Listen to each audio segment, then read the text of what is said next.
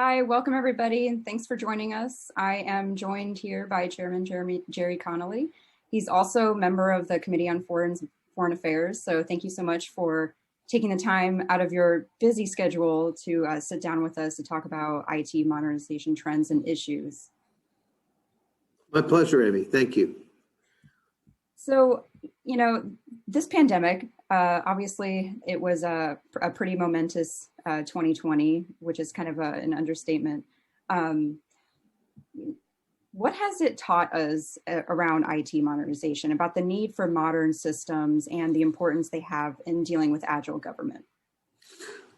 Yeah, I think the pandemic in many ways has exposed how dependent we actually are on technology to continue to function, and how essential a robust technological infrastructure is to continuity of operations, both for the private and public sectors.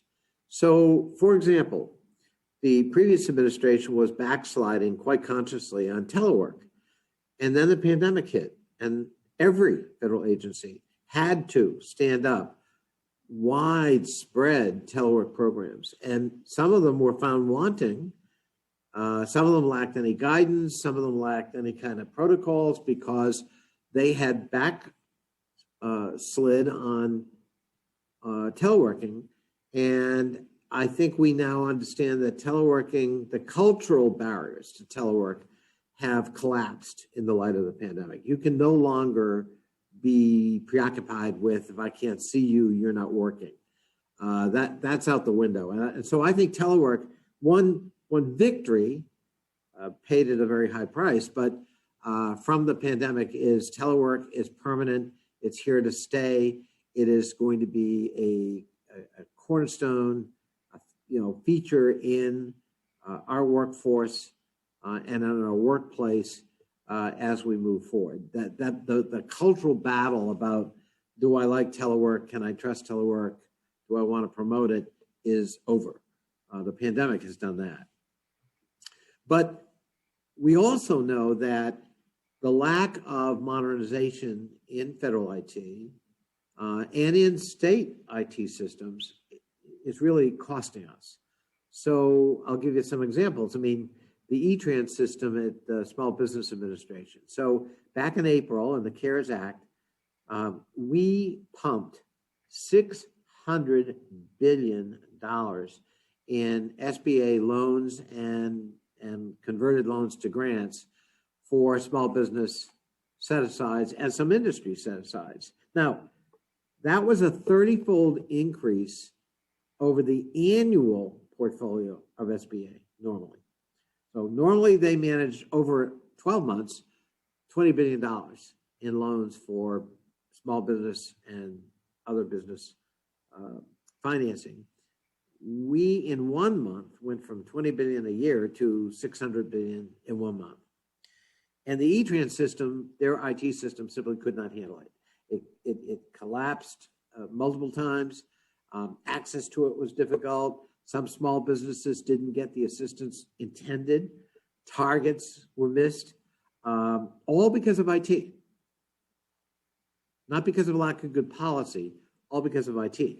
And the IT system was not nimble and agile enough to readily, recalibrate who was eligible, what were the terms and conditions, what kind of documentation would be needed, and what kinds of new financial institutions would qualify for managing these portfolios over and above the usual suspects. So those all had to be programmed in because we had changed the law for the pandemic. The same thing happened right at IRS.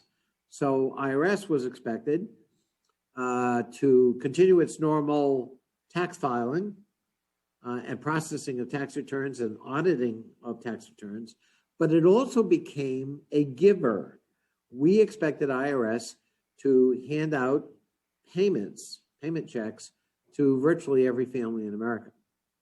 And again, with 60 different IT systems, many of them ancient, not all capable of kind of interacting well, the IRS had struggles with that mission. And remember, the mission was get money into the hands of people quickly to stabilize the economy. So don't dawdle.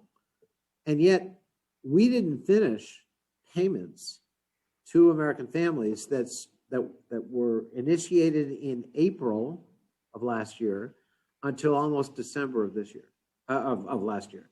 So in some ways, we were thwarted in meeting a lot of goals we set for ourselves to save the economy in the middle of a pandemic because of IT. And one of the great examples, not a federal one, but not unrelated, were state unemployment insurance systems.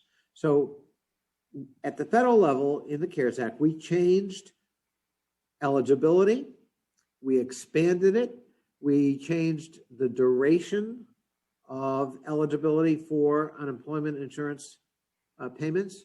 We changed the amount of money, and that had to be programmed by 50 different state IT systems. And we found that states had not invested in their IT systems for unemployment insurance. Some of these systems are ancient legacy systems going back 40 years, and we had collapses. We had people at real risk of food insecurity and eviction or foreclosure because they weren't getting an unemployment benefit they were entitled to under the law we passed in April. And so it was defeating or working counter to the whole purpose of the law. So I know that's a long explanation to your simple question, Amy, but I wanted to give some concrete examples of how integral IT is to the mission, a critical mission in the middle of a pandemic and an economic collapse, and how in some cases the IT systems, because of want of investment, simply couldn't manage the tasks we set for them. That's certainly a valid point. And in a way, the pandemic, it prompted such renewed interest in IT modernization, though it's always been, it's not a new concept. People have been trying to modernize legacy systems in government for years, but it did get more of, a widespread attention during the pandemic, especially with the additional attention on TMF funding, for example. How do you foresee some of the progress government has made over the past year in this quick pivot? How do you see it sustaining after the pandemic? Are there any roadblocks or what more needs to be done? I think we still have some missionary work, especially here in Capitol Hill, to educate people about technology is not a commodity to be managed. Right. It's not a nice thing to invest in when you got a lot of money left over. It is integral to the mission. If you don't have the IT right, I guarantee you your mission could be compromised or defeated. And so that's what integral means, right? It's absolutely embedded into the mission. And you need, therefore, to be making the necessary investments to maintain that integral capability and to build on it.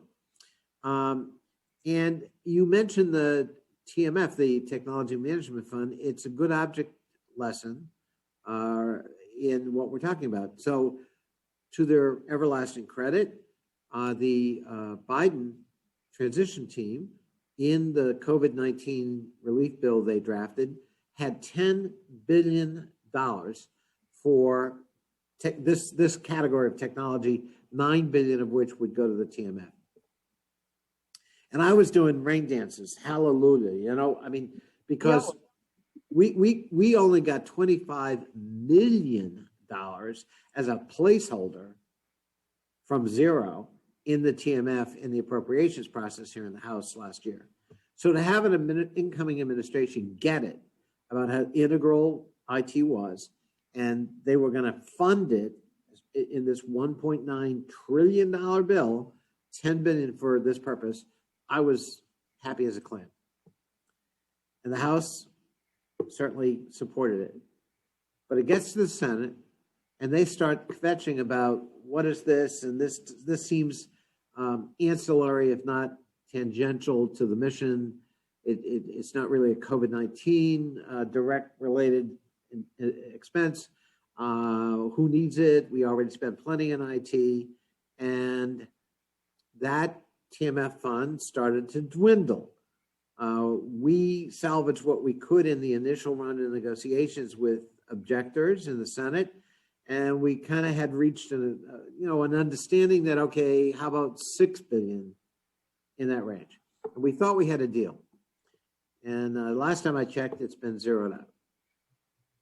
Zero. In a $1.9 trillion bill, not a dime for IT investment. And I've even listened to fellow Democrats who sanctimoniously say, well, we want to do whatever the new president wants. And I remind them, well, why did you make an exception about the TMF? Because he wants that. And I support him. We support him. So you have to ask yourself, how could that happen?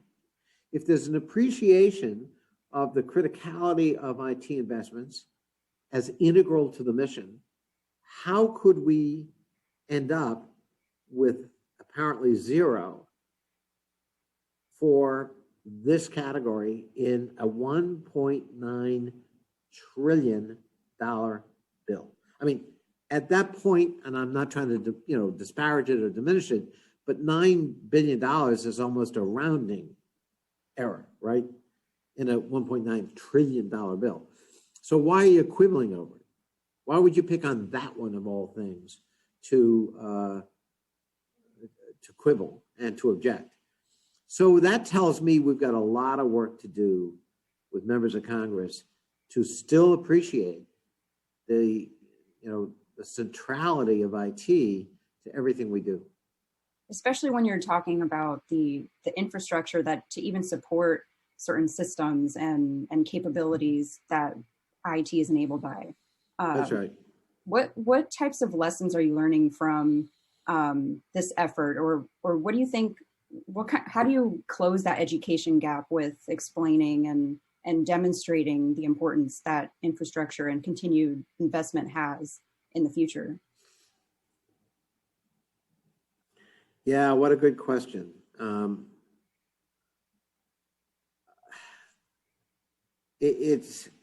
Let's say, for a lot of members of Congress who don't make this sort of a special item of concern, and everyone has to sort of focus on areas of expertise and concern, and they can't be experts in everything.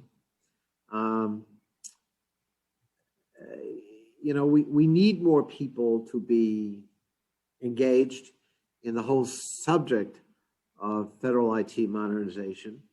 But for a lot of members who aren't, it's almost counterintuitive that you would need, say, a technology management fund. Because after all, we spend $96 billion a year on IT. And you want more? You need a separate fund to reinvest? And it's hard to explain. Well, look at how it works, though. I mean, if you have a legacy system and you're spending billions of dollars every year to maintain and operate that legacy system, you need to set aside and budget billions of dollars over a multi-year schedule to replace that system. And it's risky. And you got to train people. You got to hire outside firms and experts to help you with this transition to retire one and get up and running a new one. And that's going to be a multi-year effort. It might, if you're the cabinet secretary, it might very well extend far beyond your tenure in office. It's an obligation once started that you don't want to waste money. And maybe it's a priority for you until other demands start to come in the door. So you were going to do it and a pandemic hits. Okay. And now you've got all kinds of other expenses and concerns that suddenly, with the best of intentions, this falls down in your list of priorities. And so having a technology management fund, an incentive fund to provide both seed capital and an incentive for you to take that plunge and retire that old system and invest in the new one, is actually an essential tool if we're going to move forward. But educating members just about that, because it seems counterintuitive that you need it at all. You know, it's just one example of the uphill road we got in educating members. So as we all know, you have a large presence with FITARA, and it's been certainly effective for IT modernization efforts across government. Do you foresee events over the past year affecting FITARA scorecards or how everyone's thinking about FITARA? Is there anything we can expect in the future scorecard releases? You know, when I co-authored and got FITARA passed into law, I made a vow that, unlike, say, its predecessor law, Klinger-Cohen, we weren't going to abandon it. We weren't going to sort of move on. We were going to stay with it to make sure it was implemented. And that FITARA is the basic architecture for IT modernization in the federal government. And I'm very pleased with the fact that we've done that, partnering with GAO. We created a scorecard, which I had suggested. We look at 7 or 8 sort of categories, and they range from, you know, data center consolidation to moving to the cloud to, you know, intellectual property management, to even issues like, to whom does the primary CIO report? And our view is, like in the private sector, there should be one primary CIO who ultimately is responsible. You know, in Latin, I call it primus inter pares, the first among equals, because we have a lot of people called CIOs in the federal government, and we didn't move to abolish that, but we moved to evolve to a system, a hierarchical system where there's accountability and responsibility, and that there's one primary person called CIO who has a direct reporting relationship with the boss, and as you would have in the private sector. And so one of the categories is, to whom do you report? To whom does your CIO report? And we don't want people reporting to the deputy assistant widget director in the bowels of the basement, because in a bureaucracy, everyone can see you don't have any power. So your opinion is fascinating, but I don't have to do anything with it. If I report directly to the boss and everyone knows that, you're going to pay a lot more attention to my advice and counsel and direction with respect to IT. And so we think that's a practical thing that has to happen, and we score you on it. So the scorecard, I think, has been a force for good. And what I have been really pleased with is most CIOs I deal with in the federal government actually have embraced FITARA as a really useful tool for them to leverage change, positive change and investment in their respective agencies. And that's the spirit in which we wanted to approach it. So, and we have 2 hearings a year on the scorecard, and we're planning the next one, I think, for April, to give the new administration a little bit of time to find its feet. And well, so that will be the next one. I think that's our 12th scorecard. And I think it really has actually worked, and it's not a bad model. And the fact that, you know, Congress, in the form of our subcommittee and committee, have stuck with it and not abandoned it and not moved on, I think provides a continuity and a sense of, no, we really mean it. This has to happen. Even though it's not a headline grabbing, sexy kind of issue, it is a fundamental good government issue without which, as I said earlier, missions will be compromised. And a simple example of that, you know, when the Affordable Care Act was rolled out, you will remember, what went wrong? Well, the website for people who enroll crashed catastrophically. And there were all these stories about, oh my God, it means the Affordable Care Act is dead. It's not going to work. They're going to have to start all over because of an IT issue. Because the people focusing on the rollout were focused on getting the policy right and the programs right, but they never paid attention to technology because that wasn't their, you know, expertise.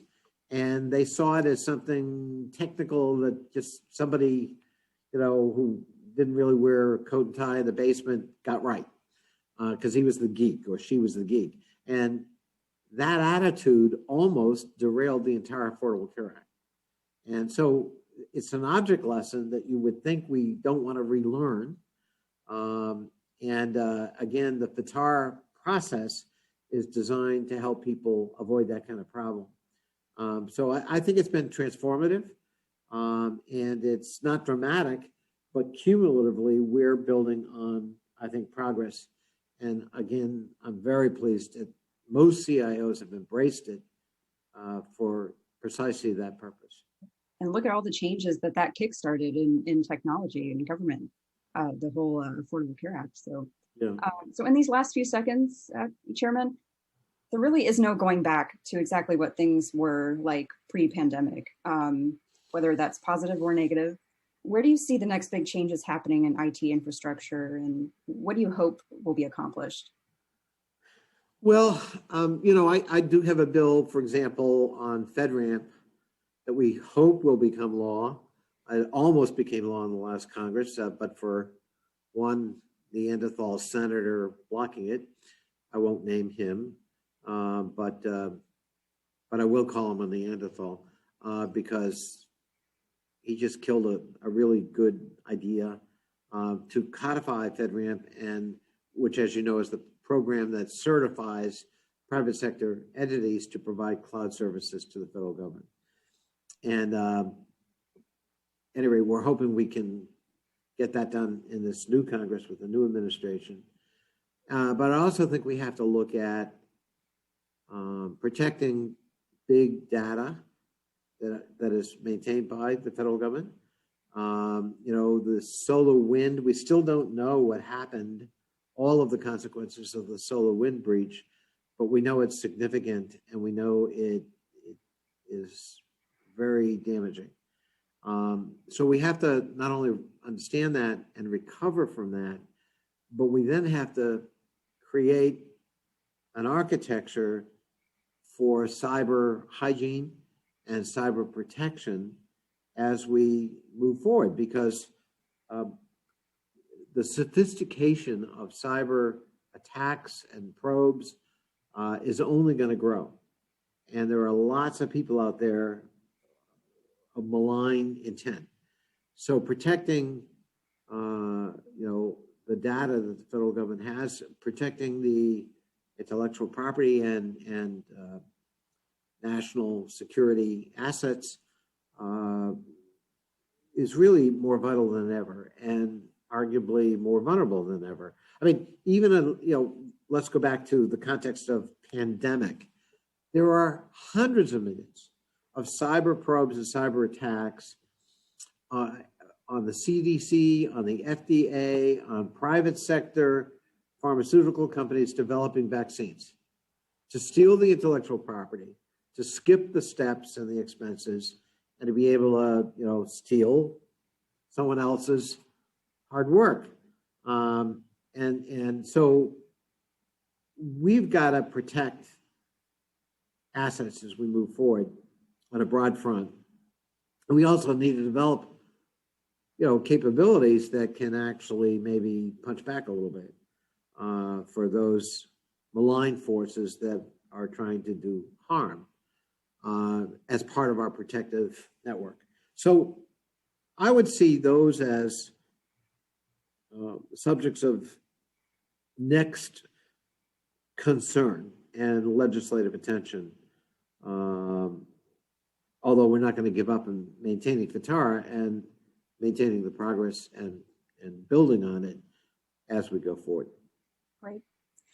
Well, we are out of time, but Chairman Connolly, thank you so much for joining us. And as always, it's great to talk to you about FITARA and some of these efforts in IT. And certainly it's been an interesting year. And I know you have, in the middle of a hearing right now. So I thank you so much for taking a few minutes. Amy, thank you so much for having me. And thanks so much. It was fun. Thank you.